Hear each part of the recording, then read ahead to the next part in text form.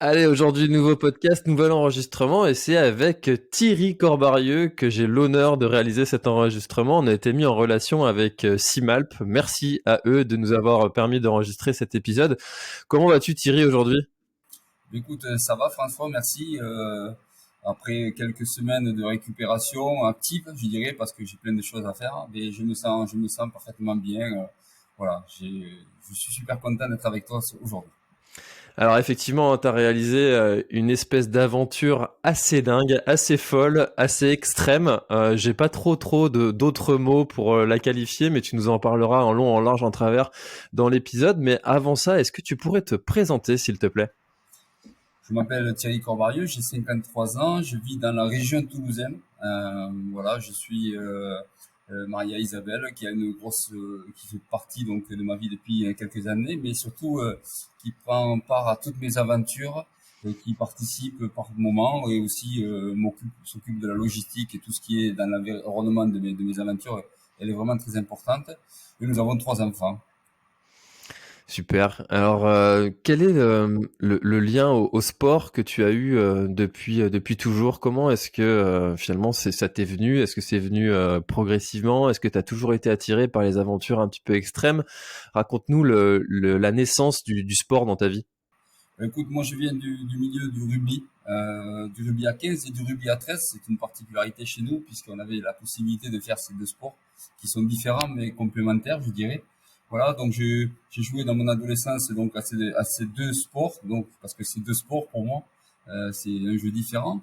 Et puis ensuite, ben, j'ai eu après mon adolescence, dans mon âge adulte, dans mon démarrage de l'âge adulte, j'ai eu une coupure causée par la création de mon entreprise à l'âge de 20 ans. Donc j'étais entrepreneur très jeune dans le domaine de l'électricité et de la climatisation.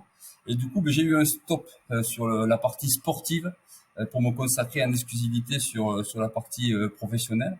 Et ça a pris quelques années. Et puis au bout de ces quelques années, de ces 15 ans à peu près, parce que ça a quand même duré, j'ai dit, bon, il faut que je me remette au sport parce que c'est vrai que ça faisait longtemps que je n'avais pas fait. Et puis bon, je sentais que j'avais besoin d'un exutoire pour être plus performant dans mon entreprise et puis aussi pour me faire plaisir. Ben, je me suis mis à la course à pied. À la course à pied très naturellement, hein, en faisant des footings avec les copains ou souvent tout seul, parce que quand on démarre, on est souvent tout seul parce qu'on n'a pas trop de repères. Voilà, et je suis revenu à la course à pied, donc venu à la course à pied plutôt tardivement, après ces années d'entrepreneuriat. Et là, ben, je me suis dit au bout de quelques semaines, voire quelques mois, ben, qu'est-ce que je pourrais faire pour me donner la motivation. Et puis, je me suis mis derrière mon PC, c'est plus facile de mettre mon PC. Puis, je rêvais depuis des années de faire un marathon. Et là, je me suis inscrit au marathon de New York, marathon qui me faisait rêver, bien sûr, depuis longtemps, puisque c'est quand même le marathon emblématique, je dirais. Donc, je me suis inscrit. Alors, derrière son PC, c'est beaucoup plus facile hein, de s'inscrire. Mais maintenant, après, il faut s'entraîner.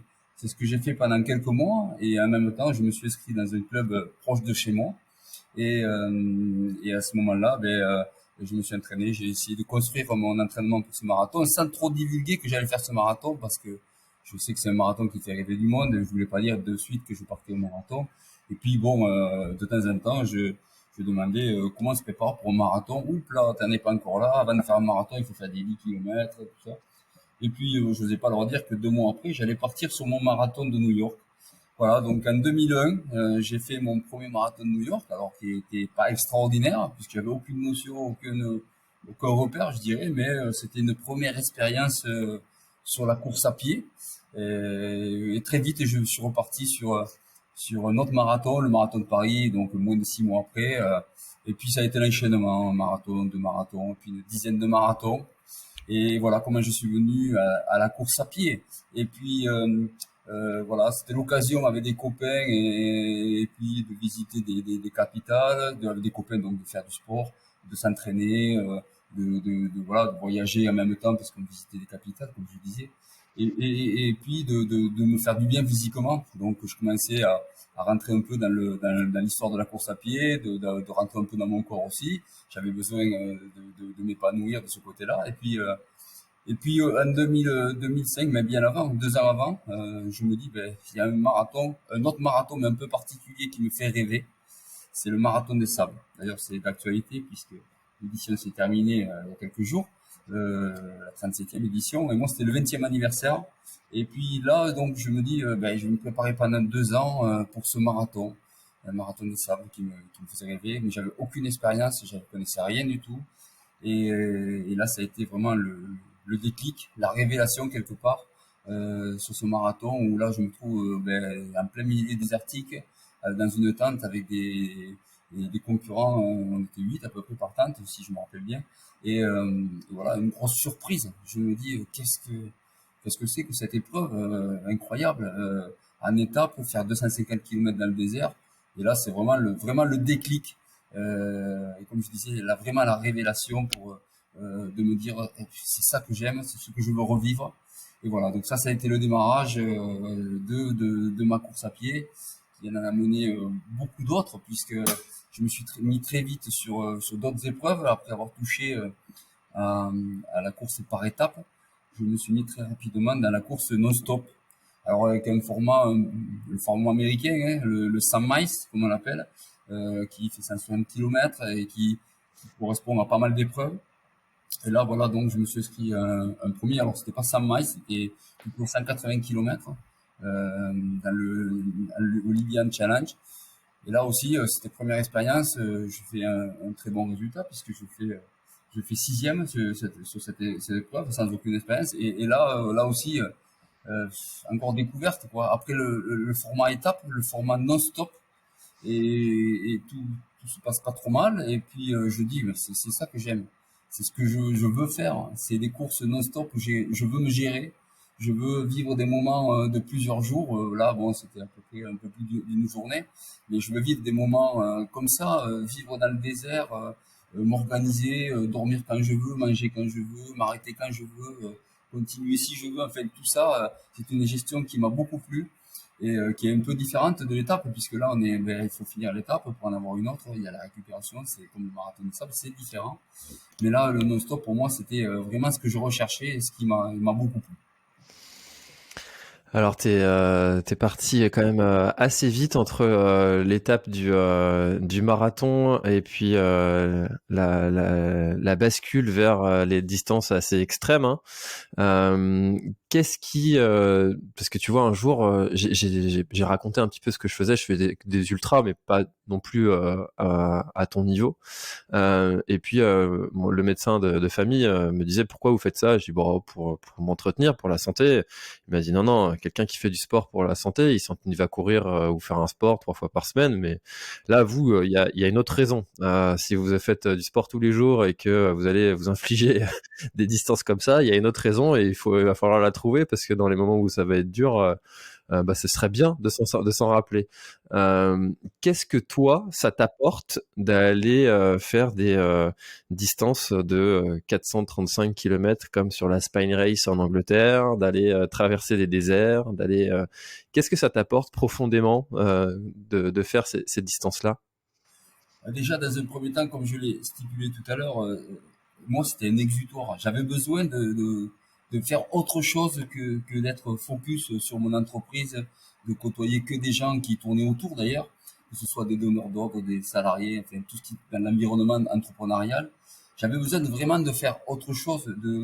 Euh, donc c'était une forme d'exutoire. D'autres vont trouver d'autres plaisirs. Je sais pas moi dans, la, dans les voitures ou dans d'autres choses. Moi, c'était vraiment un exutoire pour moi dès le départ. C'est ce que j'ai recherché, de faire autre chose pour m'épanouir, pour me sentir mieux. J'avais besoin de ça. Je sentais que j'arrivais à un stade où j'avais besoin de ça pour être mieux dans ma vie de tous les jours. Et comme j'ai tendance à dire bien souvent, pour avoir un équilibre, pour avoir mon équilibre, je dirais familial, parce que j'ai bien sûr que l'équilibre familial, c'est la première des choses. Avoir mon équilibre professionnel, justement, comme je viens de dire, avec mon exutoire. Et surtout, avoir cet exutoire pour avoir mon équilibre personnel. Et donc, j'ai tendance à dire, comme on le dit souvent, c'est une chaise à 3 pieds. Il faut vraiment avoir cet équilibre pour pouvoir continuer et se sentir bien. Et j'en ai senti la nécessité à un certain moment.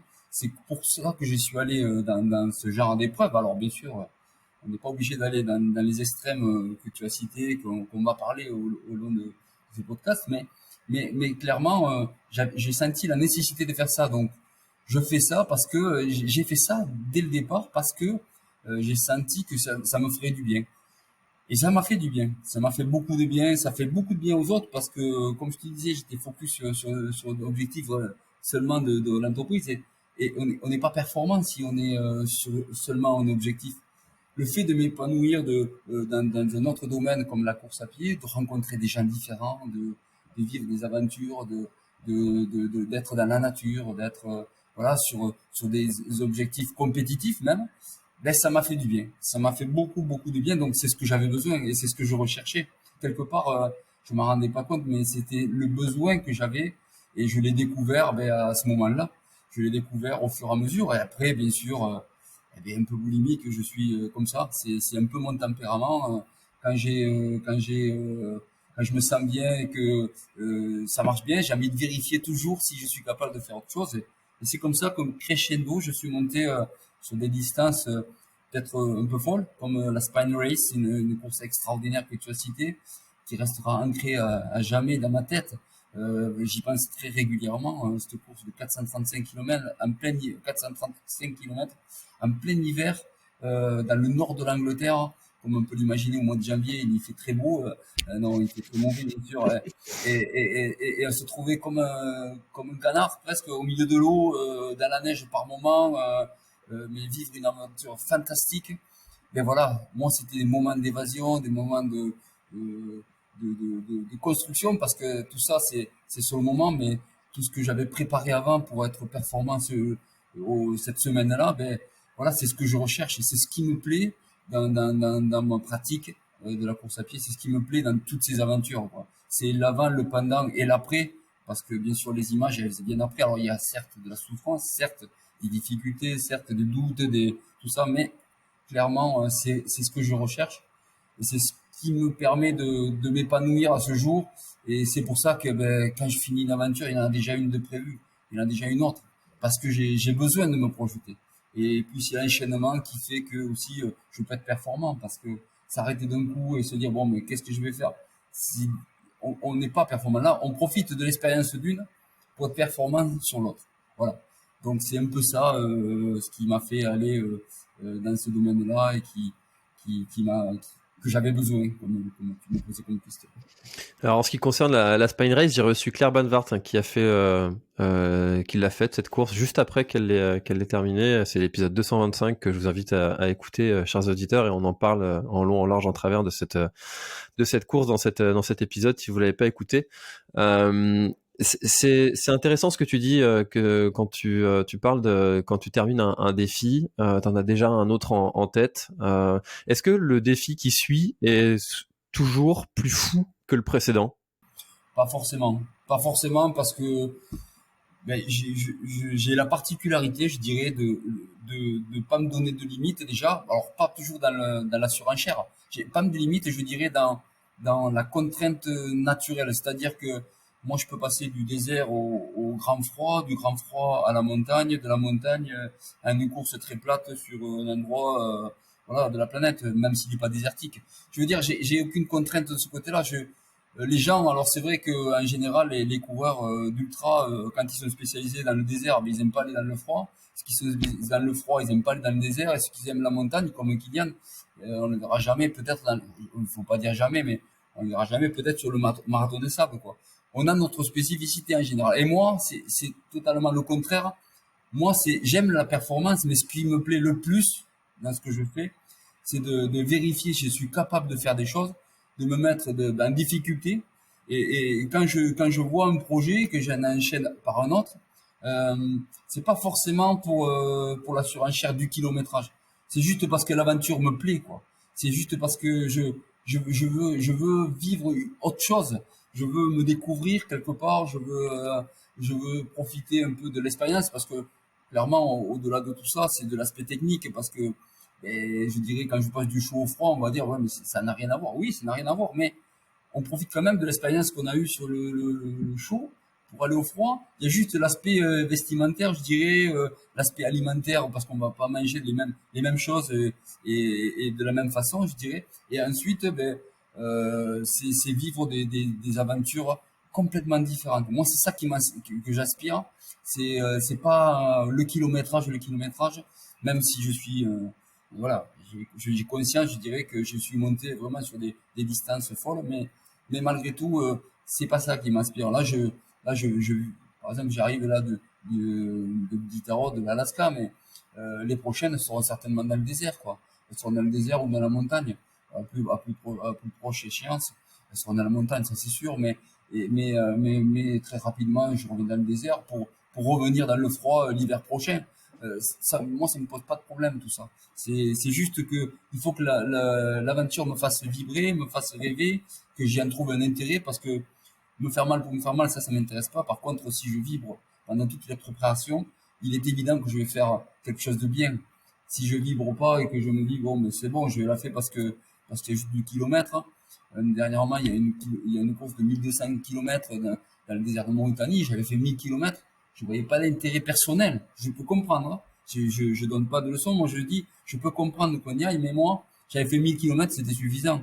Faire 1200 kilomètres de plus, oui, c'est chouette, mais c'est pas ça mon but, quoi. C'est vivre autre chose, quoi. J'ai envie un mixte, pourquoi pas un mixte? On fait du désert, on fait de la montagne, comme j'ai fait à Oman à un certain moment, où j'avais fait 150 kilomètres de montagne et 150 kilomètres de désert. Voilà, des choses nouvelles, des choses naturelles qui me font vibrer pour que la préparation soit un plaisir et ce soit pas que de la contrainte. Alors justement, tu parles de préparation et ça me permet d'enchaîner sur une question. Souvent, on donne ou on prétend que ceux qui ont des résultats ou qui réalisent des performances assez incroyables ont souvent une génétique qui les avantage, qui les aide.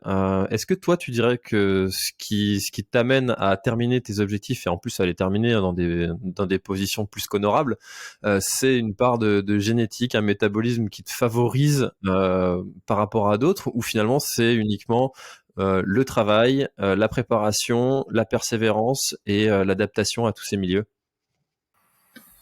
Je pense pas que génétiquement on soit prédisposé. Alors, on a certes des aptitudes, certes, mais je suis pas plus disposé génétiquement qu'un autre. Certainement plutôt que ma volonté de réussir est plus forte que celle de m'arrêter.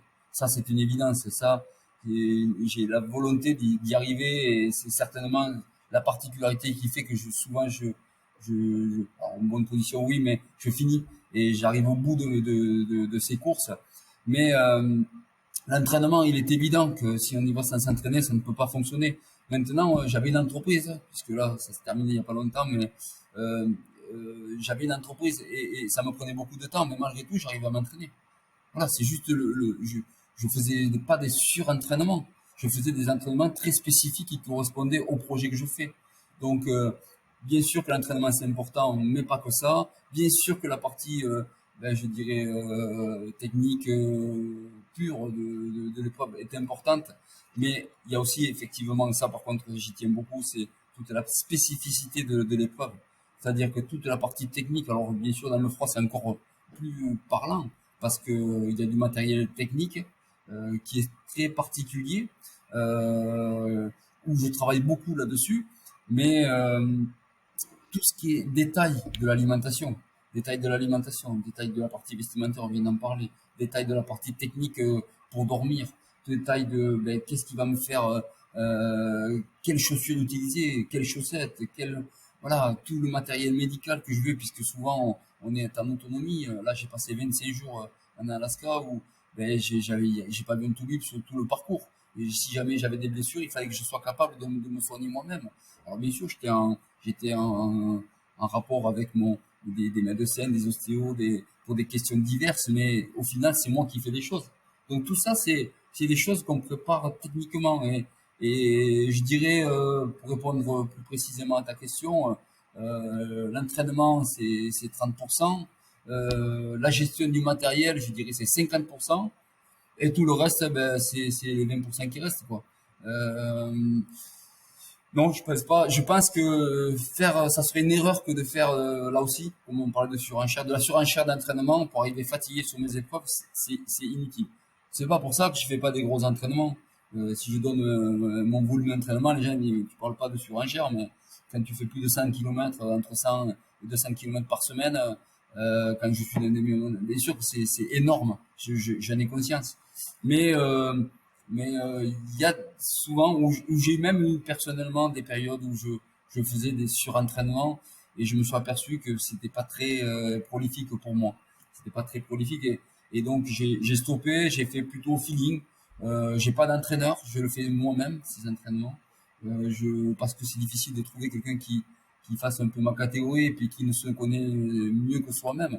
Même si l'œil extérieur est important. Chaque fois, je me dis, il me faut quelqu'un pour m'aider avec un œil extérieur sur mes préparations, mais je vois vite que les gens qui me connaissent ou qui me connaissent peu, en général, ils me mettent souvent des doses qui correspondent au volume que je dois faire. Et comme moi, je suis un peu bourrin aussi, je me blesse souvent parce que j'essaye de suivre ces entraînements très spécifiques. Alors, j'ai pris le parti de me dire, bah, écoutez, Thierry, là, je pense que il faut que tu fasses avec le temps que tu as, ton expérience. Bon, je commence à en avoir un peu et l'envie du moment, quoi. Tout ça, il faut que ce soit un mix pour être bien le jour J. Alors, le jour J, c'est un peu dur parce que moi, souvent, ça prend des semaines. La semaine J, on va dire. La semaine S, plutôt. Voir le mois. Voilà, ouais, voilà, le mois, presque. 27 jours, c'était pas le mois exact, mais Mm. pas loin.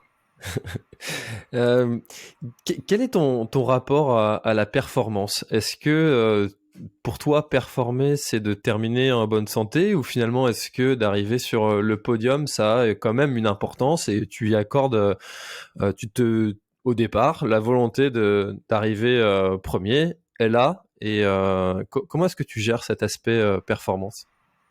C'est une très bonne question et là, je vais te parler avec beaucoup de sincérité parce que je trouve que dans ce sport d'ultra ou dans le sport en général, on manque de sincérité sur les choses. Et souvent, quand j'entends, oui, non, moi, c'est juste de finir ou c'est juste ceci, cela. Je dis pas que c'est pas important que de finir. Mais moi, je suis un compétiteur, quoi. J'ai toujours été un compétiteur à ma mesure. Si je fais un 10 km dans la course du coin, je vais jamais avoir de résultat et d'ailleurs, c'est jamais été le cas. Même sur le marathon du Mont-Calm qui est pas très loin de chez moi, j'ai jamais eu de très bons résultats. Même j'étais à milieu, voire un peu plus, donc de tableau. Donc moi, je veux dire, euh, j'ai pas peur de dire que je fais tout pour faire la meilleure place possible. Alors, et que quand effectivement on a eu des bons résultats, on a envie d'en avoir d'autres. C'est ce qui fait un peu, c'est ce qui m'anime, c'est ce qui me, c'est pas ce qui me fait le choix de mes courses, parce que ça c'est pas important, je l'ai dit tout à l'heure. Mais par contre, bien sûr que je suis un compétiteur. Je suis un compétiteur, si je mets un dossard, sinon je fais autre chose. Il m'arrive de partir une semaine avec mon épouse et des copains sur des genres de trek, pour moi c'est des entraînements, mais on passe une semaine où on se met minable sur des distances et surtout sur plus de 10 heures par jour d'effort. Ben là, j'ai pas de dossard. C'est un entraînement, mais voilà, on n'est pas dans la partie compétition. C'est pour préparer ou pour se faire plaisir. Par contre, quand je mets un dossard, ça, c'est ce que je disais, il faut être honnête avec ça. Quand on met un dossard, c'est pour faire une course. Alors, bien sûr, de finir sur ces courses-là, c'est déjà un exploit. Mais c'est ce que je me dis aussi que de finir. Par contre, j'ai envie de finir le mieux possible. Et je vais tout mettre en œuvre pour finir en bonne place. Pourquoi? Parce que et c'est ce qui m'anime. C'est ce que je recherche et ce que je souhaite quand je fais ces courses-là. Voilà, il faut arrêter de raconter des choses. Je suis épuisé de toujours essayer de me battre là-dessus avec des coureurs, de pas dire la vérité. Si on met dossard, c'est pour faire le mieux possible, c'est pour être pour performer. Voilà. Après, avec nos ambitions et nos capacités, moi, j'ai pas de particularité. C'est mon caractère d'être compétiteur et je veux pas en rougir, quoi. Je suis comme ça. J'essaye de faire le mieux possible sur ces courses-là. C'est évident. Bah, merci pour cette transparence parce que c'est vrai que c'est un discours qu'on entend souvent, c'est oh non, je suis pas trop préparé et puis bah, le mec il finit deuxième. Ouais, ouais, ouais. Je te promets, et je le vis tellement que, alors, bon, maintenant ça devient un jeu, quoi. Ok, ouais, t'es pas préparé, ouais, moi non plus, mais bon, on va faire le mieux possible, quoi. Tu vois, on raconte n'importe quoi pour justifier. Voilà, l'humilité pour moi c'est très important, mais c'est pas une question d'humilité là, ou de se croire supérieur aux autres. Loin de là. C'est juste être autonome et honnête avec ce qu'on va faire. Je pense que c'est ça qui est important, être honnête avec la préparation qu'on a faite, être honnête avec l'équipe qui m'entoure en me disant ben oui je vais faire le mieux possible parce que on a passé du temps ensemble, vous avez fait un investissement vous aussi pour moi et je vais être honnête, je vais essayer de faire le mieux possible et je vais essayer de performer. Voilà, alors attention, hein, je l'ai déjà dit tout à l'heure, il y a des courses où je peux, il y a des courses où je peux pas, il y a des courses où je me blesse et tout ça, ça fait partie du cheminement. On peut pas réussir à tous les coups, hein, c'est tant mieux d'ailleurs parce que on n'est pas des machines. Mais être honnête avec soi-même, c'est être honnête avec les autres, quoi. Ça, c'est très important. Allez, allons-y. Idi Tarod, ça fait déjà 25 minutes qu'on échange. Le temps passe super vite.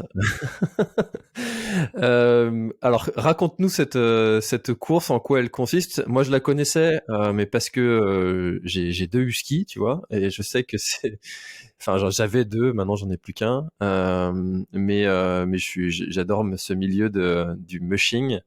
Et je la connaissais par rapport à cette course qui se fait traditionnellement avec des chiens de traîneau.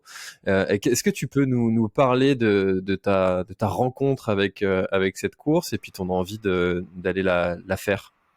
Bah écoute, en 2019, quand je remporte le Yukon Arctic Ultra au Canada, mais déjà c'était une véritable surprise pour moi parce que je connaissais rien à cet environnement. J'avais juste fait une course en Laponie l'année précédente et une petite course de 150 km. Alors petite par rapport à ce que j'ai fait après, hein, mais elle était quand même déjà énorme.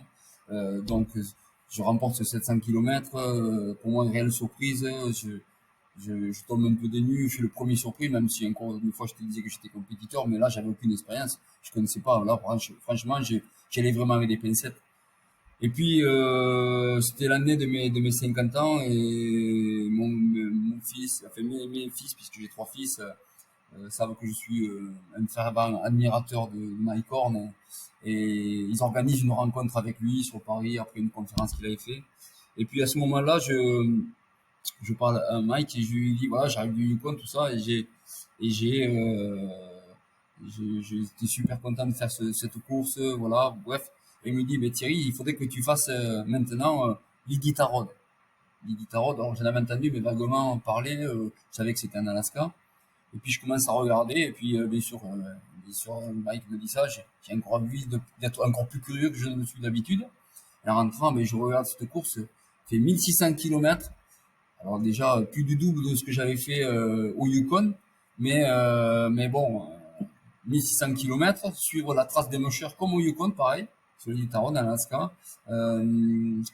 Et là, tu as le droit de faire la totalité. Mais pour faire la totalité, il faut faire le 350 miles, c'est-à-dire à peu près 500 km, pour pouvoir te qualifier et prétendre à faire cette course, puisqu'il y a seulement 32 permis, que ce soit pour les vélos, les skieurs et les gens à pied. Il y a seulement 32 permis par an qui sont donnés pour cette course. Donc, ben, écoute, je me suis inscrit au 350 miles. Avec le Covid et tout, ça a été un peu compliqué.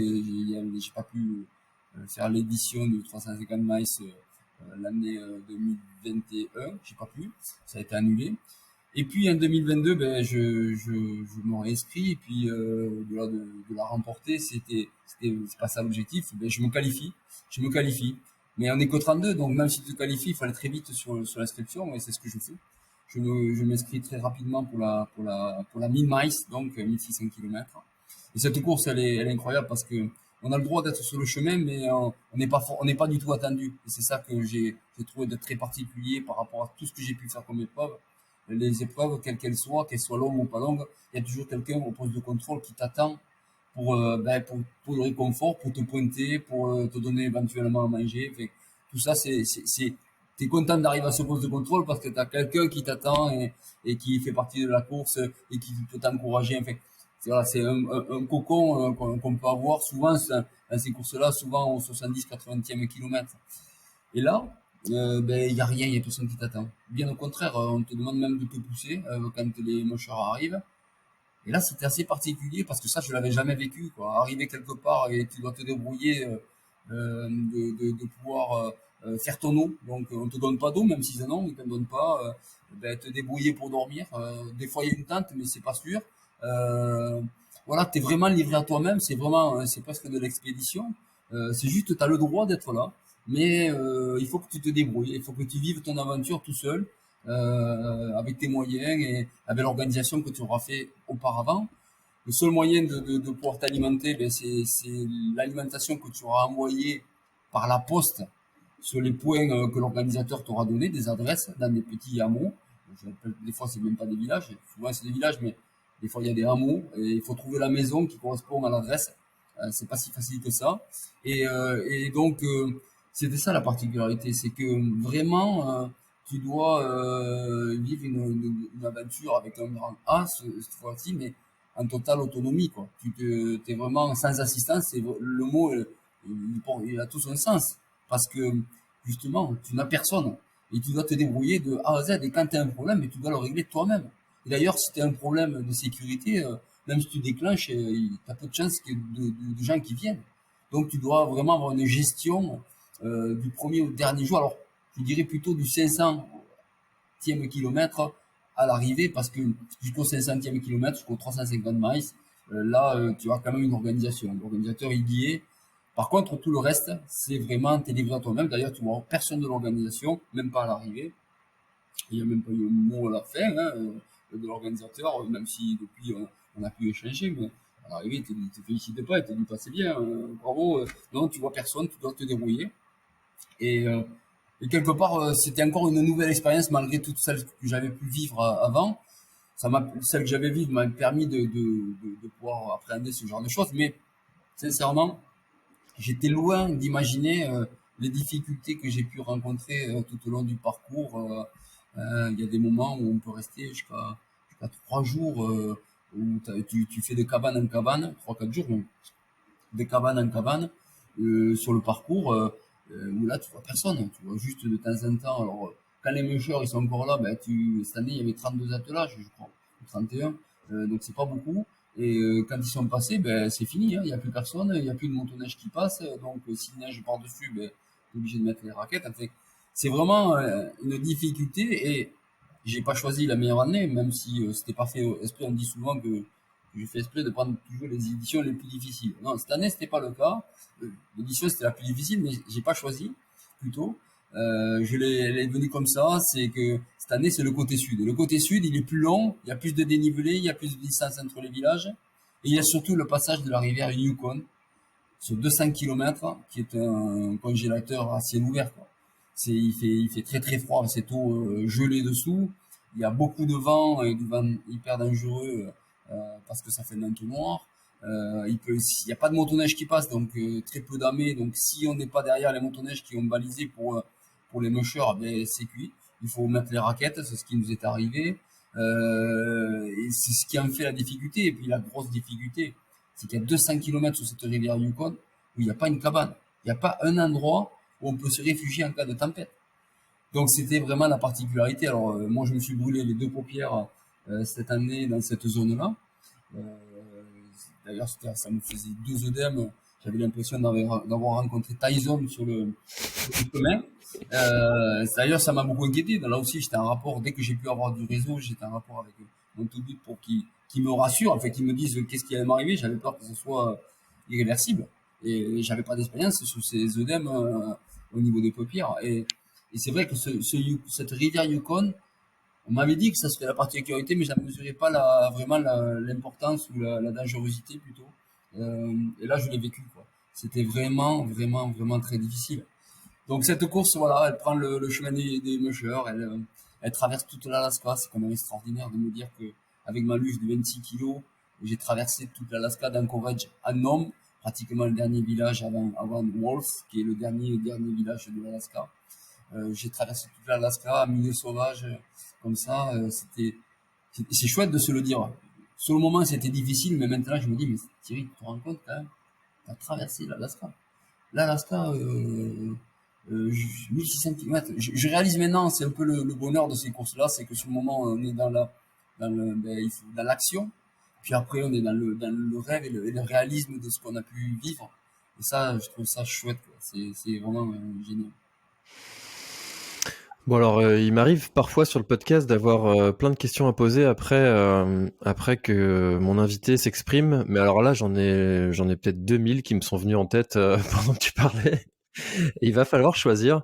Euh, alors, quand tu pars sur ce genre d'expédition, alors tu l'as dit, c'est pas ta première fois que tu pars sur une expédition en milieu polaire.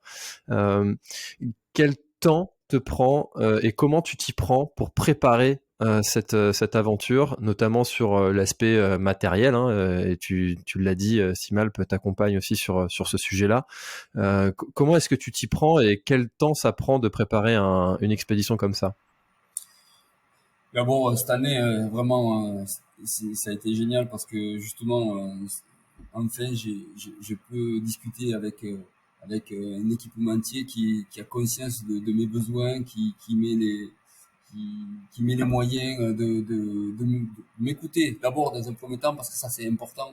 Il n'y a pas que l'aspect matériel ou je dirais lucratif du partenariat. Pour moi, d'abord, c'est une écoute. Et ça, c'est ce que j'ai trouvé direct chez Simal. Quand je remporte le 350 l'année précédente, je suis en contact avec Florian, le team manager, et de suite, j'ai senti que ben, le courant y passait, que en fait, on pouvait enfin avoir un partenariat donnant-donnant, c'est-à-dire que moi, je pouvais apporter toute mon expérience et eux, ils pouvaient m'apporter les moyens d'avoir justement le matériel adapté à mes besoins. Et quand j'ai parlé à Florian de cet Iditarod de 1000 miles, 1600 km, de suite, il a dit bah, écoute, on va mettre les moyens pour que tu puisses bénéficier de notre expérience et ça matchait, quoi. Je veux dire, chaque fois que j'avais des questions, ben, je leur posais. Je suis allé au siège pour pouvoir parler du matériel que j'utilisais. J'avais amené tout le matériel que j'utilisais. On a regardé un peu les spécificités. On a regardé. Donc ça, pour répondre à ta question, ça prend beaucoup de temps parce que dans l'année, j'ai eu les mêmes interrogations. Donc pour Simal, surtout la partie vestimentaire, qui est quand même une des grosses interrogations et je dirais l'aspect majeur parce qu'on ne doit pas pouvoir transpirer, il faut pas geler sur place. Et tout ça, on sait que c'est l'aspect majeur. Et puis l'année avant, il avait fait, en 2022, il avait fait très chaud, donc j'avais pris vraiment de matériel qui pouvait respirer de façon à pouvoir répondre à ces réchauffements climatiques, malheureusement. Et puis cette année, ça n'a pas été le cas parce qu'il a fait moins de 35 dès la première nuit. Ça a été terrible. Et donc, ça prend du temps. Ça a pris toute l'année d'avoir ce rapport avec eux, de pouvoir discuter régulièrement. Et puis après, il y a eu des moments, ben, on échange, on se voit, on en parle, on fait des tests. J'ai testé pas mal de choses. Et là, maintenant, c'est le moment de faire le retour. Donc, ben, c'est ce que je m'apprête à faire. Tout le retour de tout le matériel pour être plus performant la prochaine fois et puis pour faire évoluer aussi le matériel chez eux. C'est ça que j'adore dans cet échange, ce que je dis tout à l'heure. C'est du donnant-donnant. Moi, je remonte les informations et là, on peut pas dire que c'est pas du vécu puisque tester sur 1600 km avec les contraintes qu'on peut avoir de frottement, les contraintes de température, comme je l'ai évoqué, parce que moins 35 jusqu'à encore plus froid que moins 40, moins 40 et moins 45 par moment. Ça a été vraiment un test, là, grandeur nature, je dirais, avec vraiment un froid glacial, quoi. Donc ça a été vraiment des super tests. Et je dirais, toute la partie alimentaire, je dirais, vêtements, c'est comme ça, mais toute la partie alimentation, ça me prend du temps. Je teste aussi dans le courant de l'année ben, la partie lyophilisée. Est-ce que je pourrais... Je sais, c'est un gros sujet pour moi, l'alimentation. J'ai souvent des problèmes la première semaine. D'ailleurs, la première semaine, j'ai rien mangé. Par contre, j'ai eu un coup de fringale sur la deuxième, dès le départ, qui m'a posé d'énormes problèmes parce que j'ai manqué de repas. Et ça a été assez difficile à gérer, d'ailleurs. Mais je sais que c'est des parties très importantes, quoi. Toute l'année, je prépare à ça. Toute l'année, mon duvet, je l'ai, mais je vais voir toujours s'il n'y a pas un nouveau modèle qui correspondrait mieux à la course, parce qu'on est toujours en course, il faut se rendre compte. Moi, je dors pas sous une tente, je dors dans un duvet qui est seulement protégé par une membrane étanche, qu'on appelle un bivibag. C'est juste une enveloppe qui protège, je dirais, qui donne l'étanchéité de mon duvet. Mais je n'ai pas de tente. S'il y a une tempête, je suis obligé de m'engoncer dans mon duvet avec mon bivy-bag. J'ai pas de moyen de me camoufler pendant plusieurs jours ou même plusieurs heures dans une tente.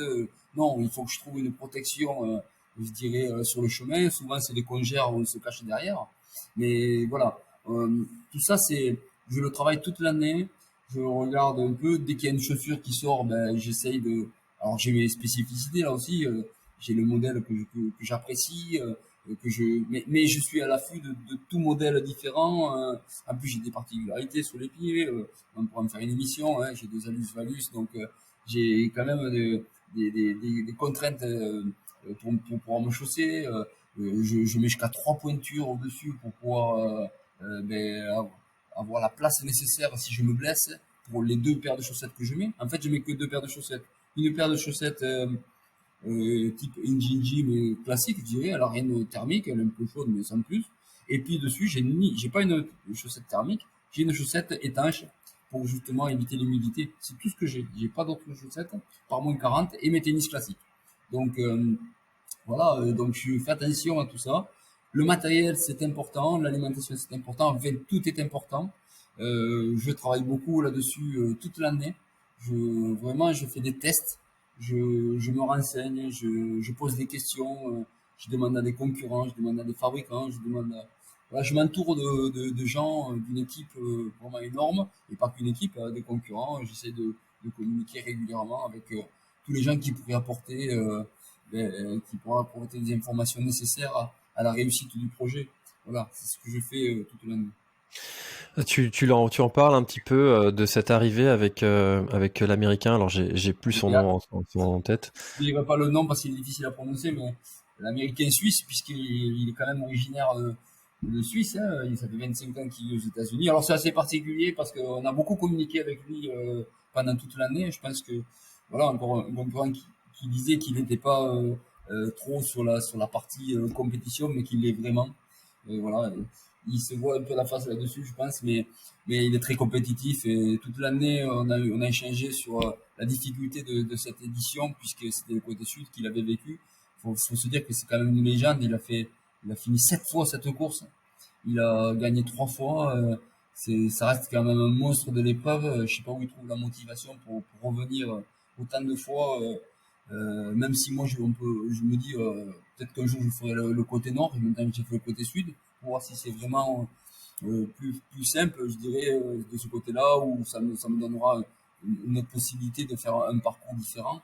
Mais lui, où trouve-t-il cette énergie pour se motiver? Certainement parce que c'est son épreuve, et puis certainement aussi qu'il a basculé sur cette course qu'il a fait rêver à un certain moment, et maintenant il est au-delà du rêve, elle fait partie de sa vie.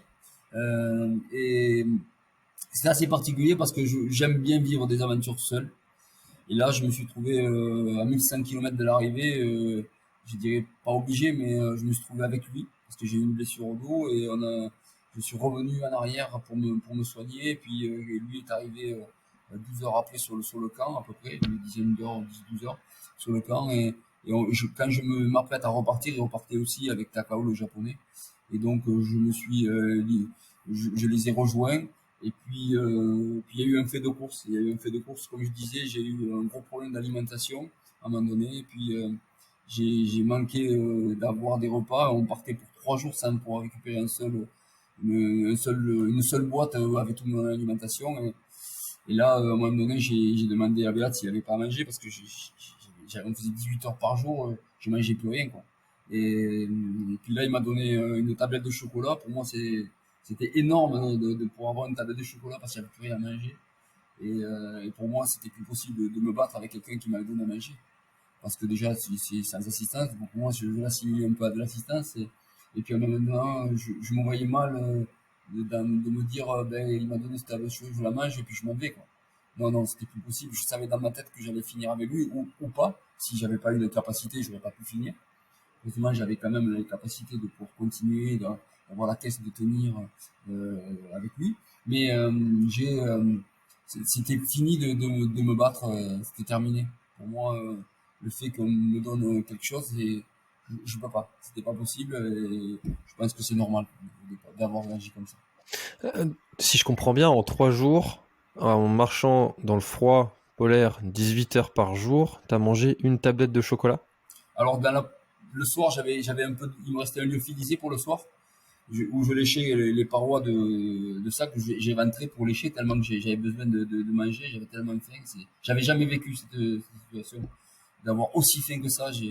J'en étais même à un stade à couper les poubelles que j'avais dans ma luge, type des tubes Nestlé pour aller chercher une goutte de Nestlé de lait là, parce que j'avais tellement faim.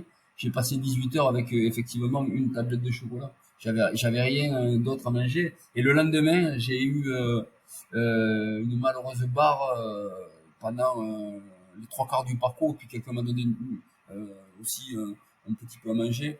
Mais j'ai passé, oui, effectivement, 18 heures avec une tablette de chocolat le premier jour, et le deuxième, presque autant, mais pas avec une tablette de chocolat, j'en avais plus, mais avec très peu à manger. Donc quand on sait qu'il faut 10 000 calories par jour sur une course comme ça, euh, on voit un peu la déperdition d'énergie que j'avais et surtout le risque que je prenais. Et je savais que heureusement, ça n'allait pas durer longtemps, euh, parce qu'on a récupéré 2 jours après mon sac le soir. Et là, ça m'est plus arrivé, quoi. Ça m'a plus arrivé parce que j'avais toujours beaucoup d'alimentation dans ma luge.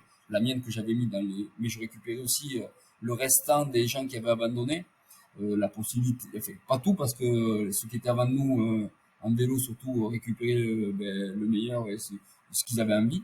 Et ce qui restait, je le répartissais dans ma luge pour ne plus vivre ce moment de détresse d'avoir faim, quoi. Jamais j'ai vécu ça, quoi. Jamais j'ai vécu une telle faim sur une course. Moi qui mange pas beaucoup, ben là, j'ai vécu ce que c'était que d'avoir vraiment très faim. Et, euh, et puis voilà, donc j'ai tenu jusqu'à ce que j'arrive à Iditarod, justement, le poste de contrôle d'Iditarod. Et là, c'est fini. Chaque fois même que je passais dans un petit village, je récupérais à manger dans dès qu'il y avait une petite supérette, j'ai acheté quelque chose, même si j'en avais pas besoin, quoi. J'avais tellement mal vécu ce moment-là que ben, je voulais plus le vivre et je l'ai plus vécu d'ailleurs, hein, parce que je mangeais à ma faim, on va dire, jusqu'à la fin. Et à quoi tu attribues cette erreur? Est-ce que c'était vraiment une erreur? Est-ce que c'était à quoi tu Oui, oui et l'attribues et non. comment tu le reproduirais pas? Oui et non, ouais, je sais comment je le reproduire pas, c'est que oui et non, c'est-à-dire que à un moment donné, j'ai pris juste ce que j'avais besoin pour les 2 3 jours que j'ai, mais c'était trop juste. J'avais prévu 2 3 jours, sauf que la première nuit, j'ai décidé, avec des Italiens, puisque j'avais largement de l'avance, j'étais premier avec beaucoup d'avance, donc j'étais avec les vélos, même j'étais avec les vélos devant, quoi. Donc parce que j'avais pas envie d'être seul, je me suis arrêté à un poste de contrôle à Tacona, très rapidement parce qu'on était dans une école, on n'avait pas besoin de bivouaquer, c'était sympa. Donc j'avais un jour de plus. Et plutôt que d'utiliser les repas qui étaient à notre disposition dans cette école, j'ai préféré, pour pas les embêter, prendre les miens. Donc déjà c'était une première erreur. Et puis après, quand je me suis fait mal et que je suis revenu en arrière, j'ai encore utilisé une nuit de plus alors que j'étais parti et j'ai dû revenir un jour. Donc j'ai pris encore de l'alimentation. Donc j'ai été trop juste. J'ai fait l'erreur d'être trop juste. Et puis il y a eu deux faits de courses qui font que ben, j'ai eu un peu plus de temps sur le parcours que j'avais estimé. Et ça, c'était une grossière erreur. Alors bien sûr que je ne la reproduirai plus parce que ça m'arrivera plus. C'est certain, ça ne m'arrivera plus parce que je prendrai toujours beaucoup plus à manger au cas où. Et d'ailleurs, Béat, pour être franc, ça lui est arrivé aussi. Et lui, il prend deux fois plus de ce qu'il a mangé. C'est pour ça qu'il a pu me donner aussi à manger par moment. Donc on a pu échanger. Parce que justement, il avait. Voilà, on peut pas se permettre de ne pas manger sur ce genre de course, pas avoir assez de nourriture pour répondre aux besoins énergétiques. Comme je disais, pas loin de 10 000 à peu près, hein, par jour, hein, parce que il y a l'effort. Et cette année, il y avait le froid. Comme je disais tout à l'heure, il faisait moins de 35 bien souvent.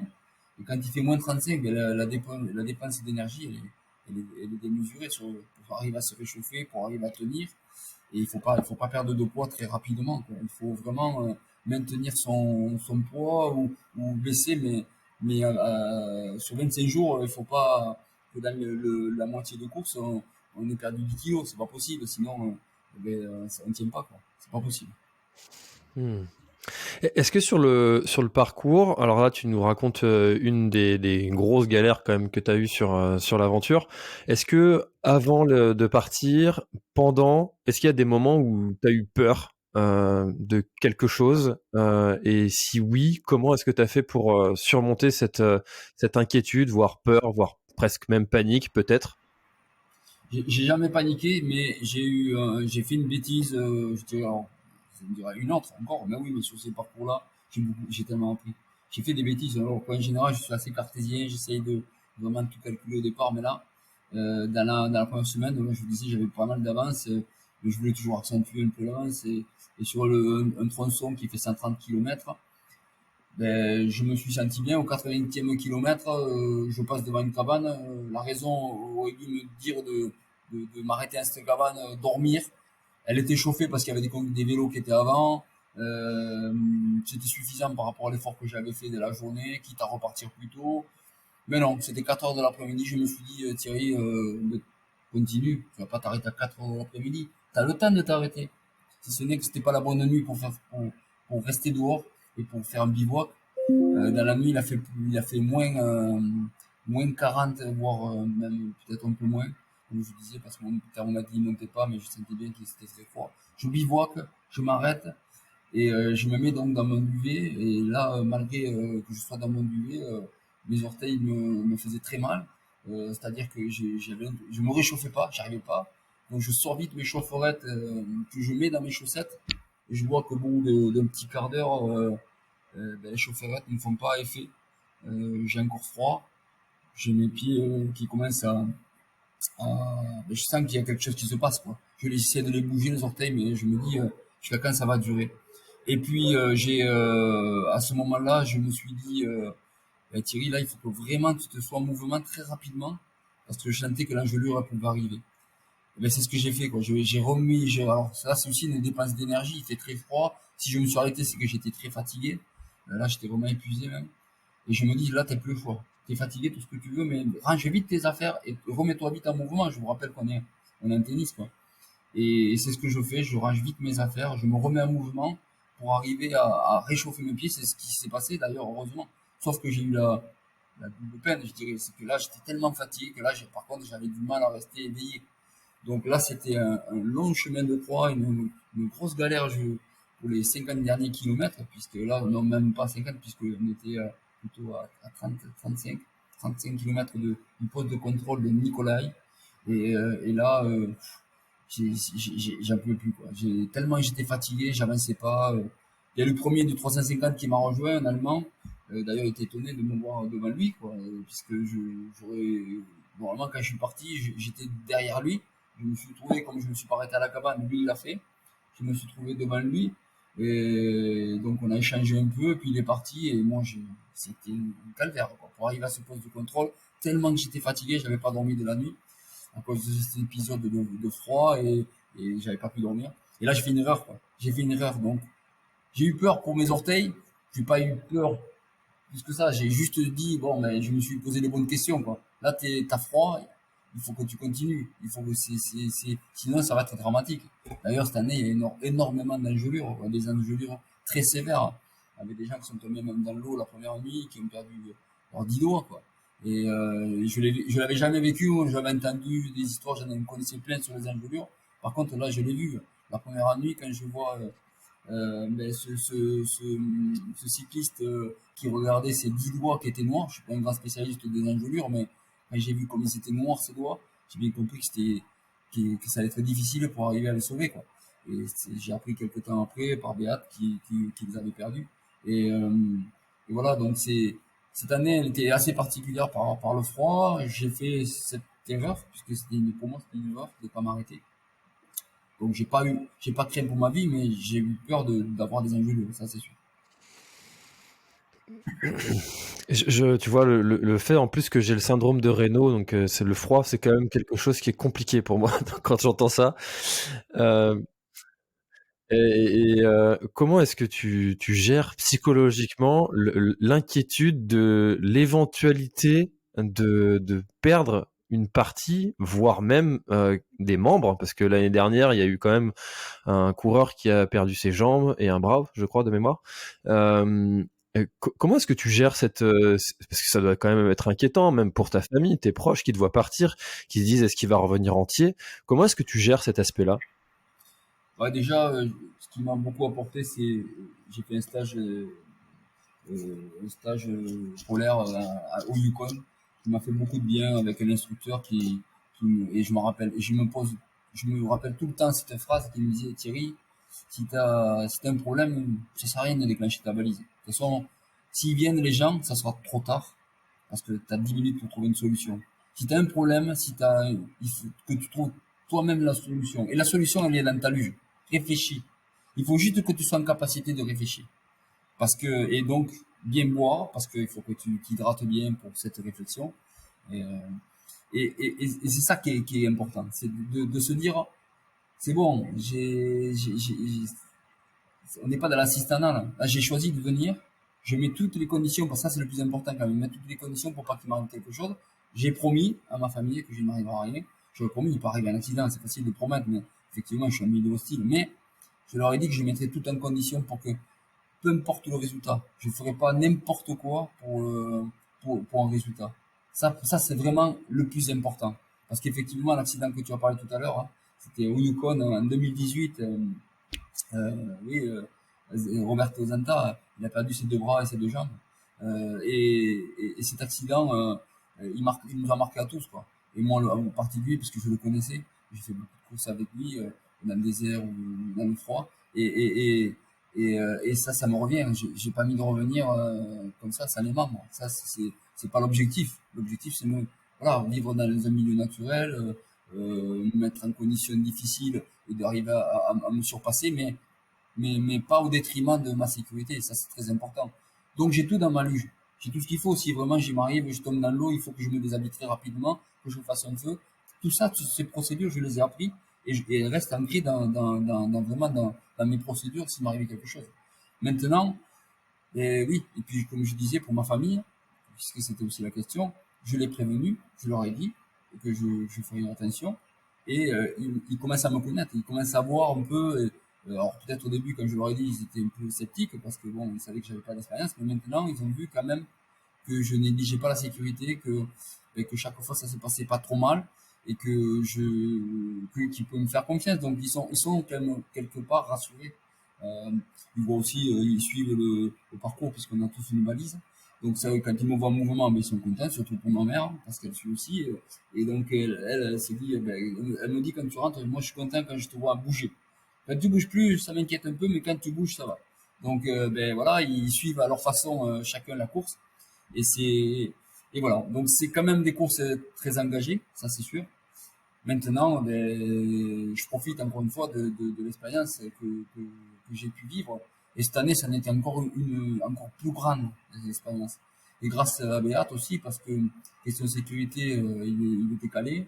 Moi aussi, la météo, c'est quand même un point très important. Moi, j'étais en rapport avec des copains de Météo France qui me donnaient des informations dès que j'avais du réseau. Et Béat avait aussi un téléphone satellite où il était en relation avec son épouse pour avoir ben, les résultats des stations à proximité d'où c'est qu'on passait, pour savoir ben, si c'était le moment de passer, pas passer. Tout ça, ça se fait pas au hasard, quoi. On fonce pas, on n'est pas des têtes brûlées.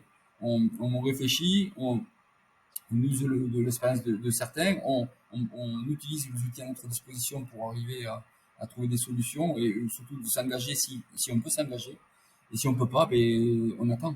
On se met dans une cabane comme Takao il a fait le japonais, qui a fini 3 jours derrière nous parce qu'il est tombé sur une tempête et il a fallu qu'il reste dans une cabane pendant plusieurs jours. Voilà, c'est très important. Voilà, on va sur ces types de courses pour vérifier, pour vivre des belles aventures, mais pas à n'importe quel prix, ça c'est vraiment très important. Alors dans les milieux extrêmes comme ça, c'est là aussi où on voit les effets les plus marquants et les plus francs des dérèglements climatiques. Est-ce que toi, tu as pu le constater directement avec peut-être au niveau des animaux, des paysages qui ont changé? Est-ce que tu as constaté des dérèglements? L'année dernière, clairement, il a fait très froid, très chaud. C'était incroyable, quoi. Il a fait -5, -10. Tout le temps, il a fait une fois -20, mais c'était vraiment qu'une nuit. Et là, on a vu on appelle ça des overflows. Pour nous, c'est des passages d'eau. Des fois, on avait des rivières qui n'étaient pas du tout gelées, quoi. il a fallu mettre des types water, des bottes pour pouvoir traverser les rivières en plein hiver. Alors que cette année, elles étaient gelées parce qu'il faisait moins 35. Donc on voit effectivement le dérèglement depuis quelques années. Ces courses-là ils vont avoir du mal à continuer, quoi. Où il va falloir changer de parcours, où il va falloir. C'est très difficile parce que on voit bien que ça touche sur ces courses-là, mais dans les populations aussi. On voit on en discute avec eux quand on passe, parce qu'on a quand même cette chance-là de pouvoir discuter. Alors moi, j'ai un anglais un peu faible, et c'est vrai que j'aimerais beaucoup plus discuter avec eux, parce que j'ai tellement de choses à leur dire. Comme tu l'as entendu, je suis bavard, mais je suis assez frustré d'ailleurs de ne pas pouvoir discuter de ces choses-là qui vivent au quotidien. Mais je vois bien, pour le peu que j'ai pu parler aussi avec eux, que ça devient un problème vraiment majeur, parce que c'est important pour eux on voit que les ours polaires descendent de plus en plus. D'ailleurs, il y a eu un très grave accident au début d'année à Wals, le village que je parlais au-dessus de Nantes, où il y a un ours polaire qui a dévoré une maman et sa fille, alors qu'ils ne devraient pas être là, quoi. Ils sont obligés de descendre pour trouver de la nourriture parce qu'ils n'ont plus de banquise. Enfin, tout ça, euh, bien sûr que pour les animaux, ça joue. Pour nous, ça joue de plus en plus. On le voit bien au quotidien. Je pas besoin de l'étendre, tout le monde est au courant. Mais moi, sur le milieu polaire, je le vis au quotidien. Mike, on en a parlé quand il est allé faire certaine expédition au pôle Sud.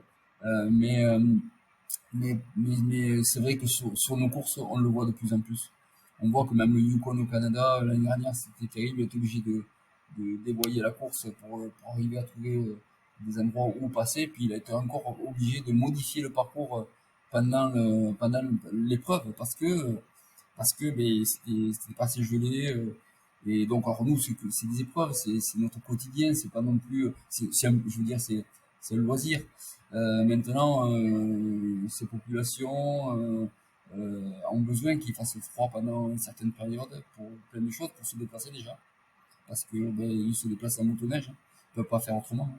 Et donc, ils ont besoin de pouvoir se déplacer. Les animaux, on en a parlé, avec les ours polaires qui descendent de plus en plus.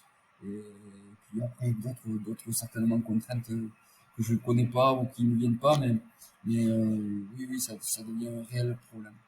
Hmm. Alors, on a parlé beaucoup de tes galères, des petites choses un peu négatives avec ce genre de dérèglement climatique, de tes frustrations, de tes peurs. Ça fait beaucoup de choses négatives. Quelles sont les plus belles choses que tu retiens de cette aventure? Est-ce que il y a quelque chose que tu te dis je m'en souviendrai toute ma vie et je Ah partirai ben avec.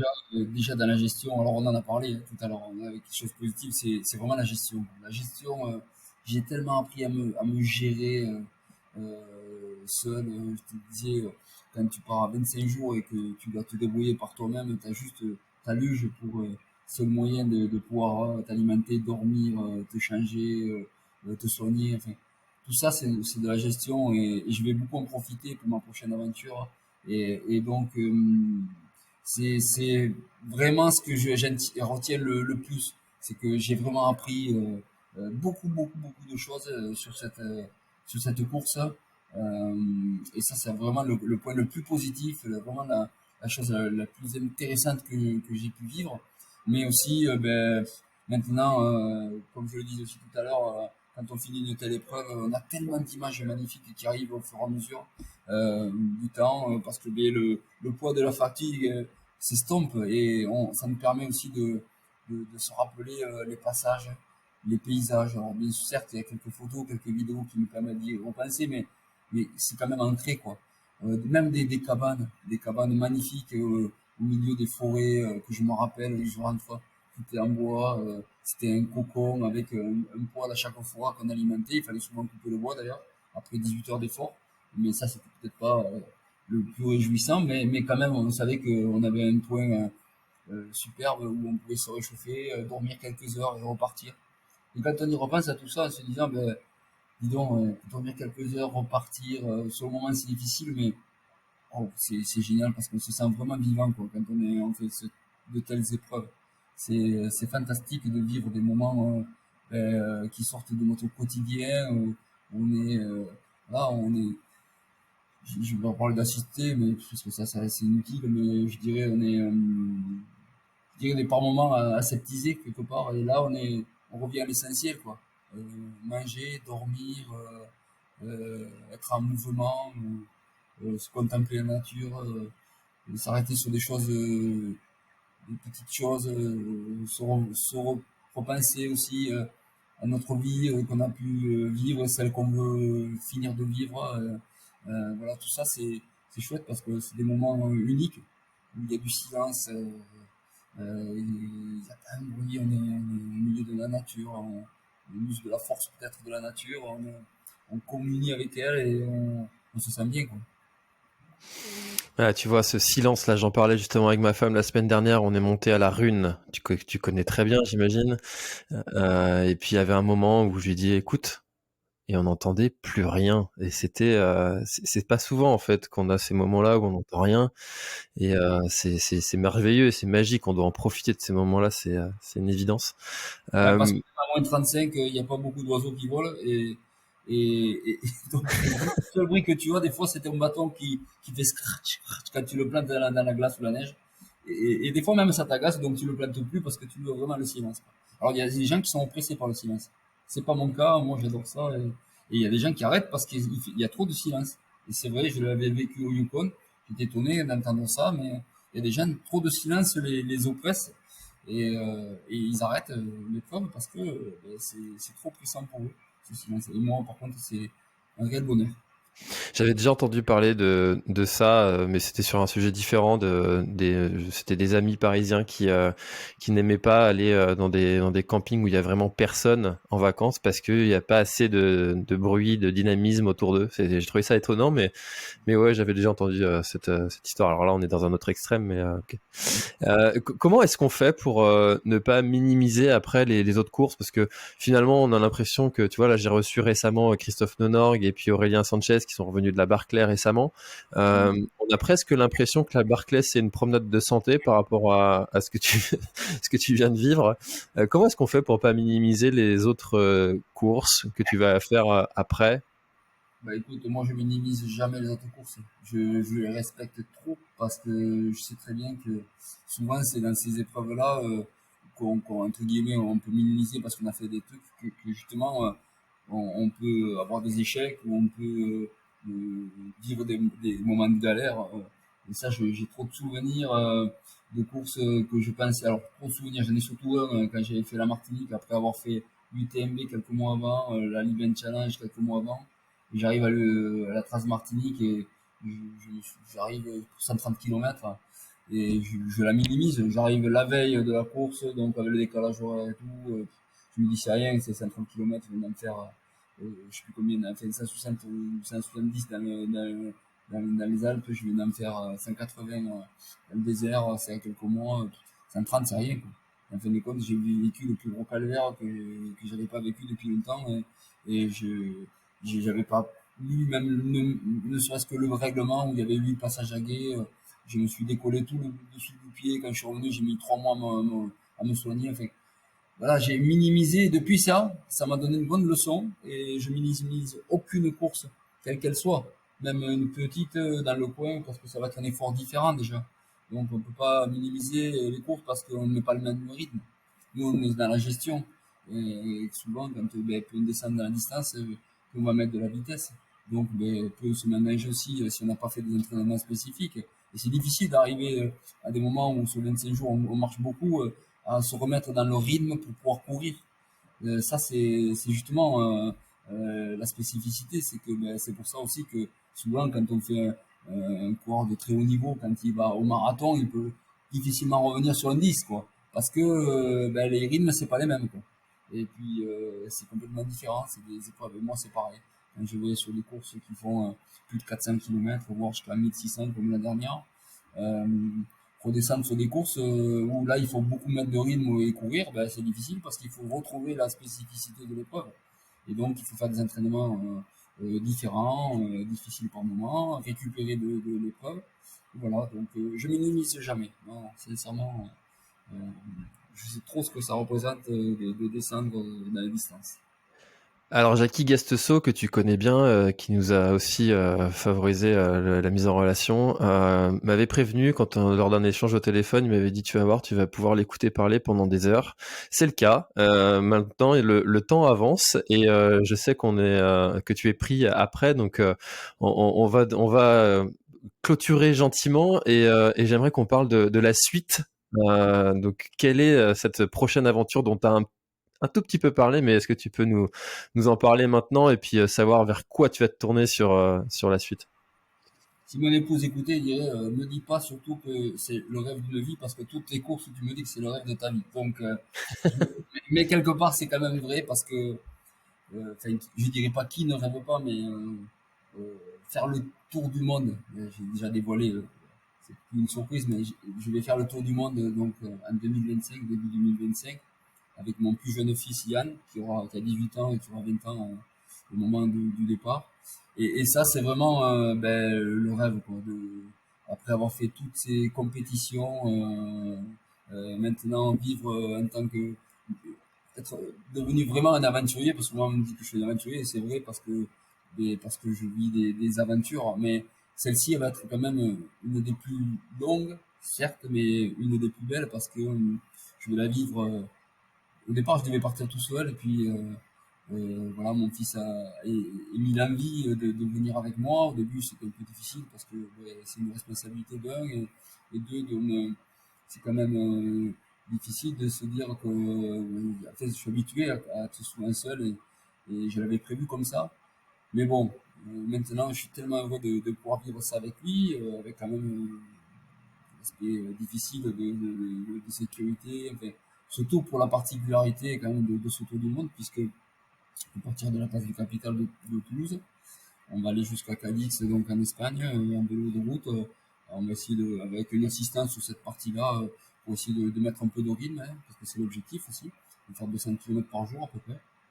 Donc, après, la particularité et la grosse spécificité de ce tour du monde, c'est qu'on va traverser l'Atlantique avec un bateau à rame, en se relayant avec mon fils. Voilà, un bateau de 7,32 m que j'ai récupéré en Irlande à la Noël.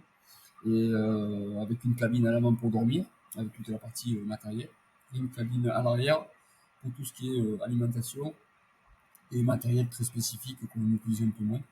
Voilà, donc ça c'est, on va avoir à peu près entre 70 et 80 jours de mer, enfin, ça dépendra des courants.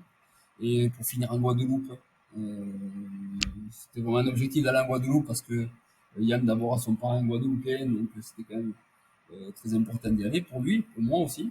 Et puis voilà, ça va être très difficile parce que je connais rien du tout à la mer, à l'océan, du moins, et je connais rien à la navigation. Et pendant ces 2 ans, un peu moins maintenant, je vais devoir me préparer, je vais devoir faire ce qu'il faut pour réussir ce projet. Et comme c'est la grosse particularité, ben, il va falloir qu'on travaille beaucoup la navigation, tout l'aspect sécuritaire, tout ce qui est technique. Voilà. Donc il y a plein de stages prévus, il y a une équipe qui est en train de se constituer. Voilà, c'est un projet pharaonique, je dirais, dans tous les domaines, que ce soit sur le partenariat, sur tout ce que je venais de citer, tout l'aspect technique, l'aspect sécuritaire, l'aspect bateau. Et pas que, parce qu'il ne faut pas négliger le vélo, hein. Le vélo, une grosse partie va être un vélo de route pour aller vite, avec une assistance. Pour les États-Unis, par exemple, ça va être de Miami à Seattle, pareil, avec une assistance pour aller le plus vite possible, sur les 8000 km. Mais après, tout le monde rentre. Nous, on va finir le parcours avec Yann de Ulaanbaatar en Mongolie, pour aller au Kazakhstan, l'Ouzbékistan, Turkménistan, revenir en Iran, monter sur la Turquie, revenir en Europe, et revenir sur la place du Capitole. Donc là, c'est une grosse partie qu'on va faire en gravel.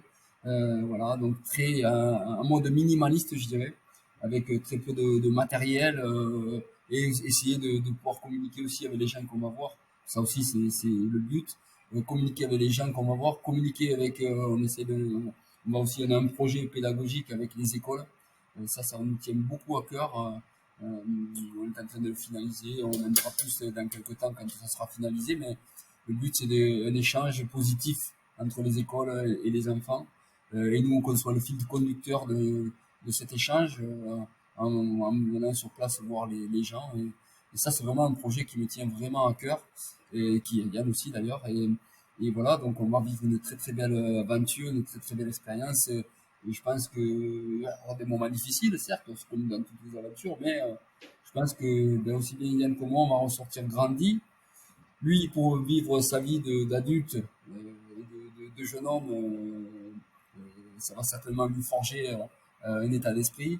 Et moi, ben, pour avoir des souvenirs immuables et pour aussi vivre, parce que malgré mon âge, j'espère vivre encore de belles aventures.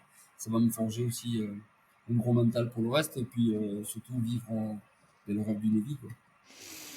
Tu vas lui transmettre ta passion de l'aventure extrême et puis toi, à ton tour, tu vas flipper en regardant son petit point GPS qui bouge plus.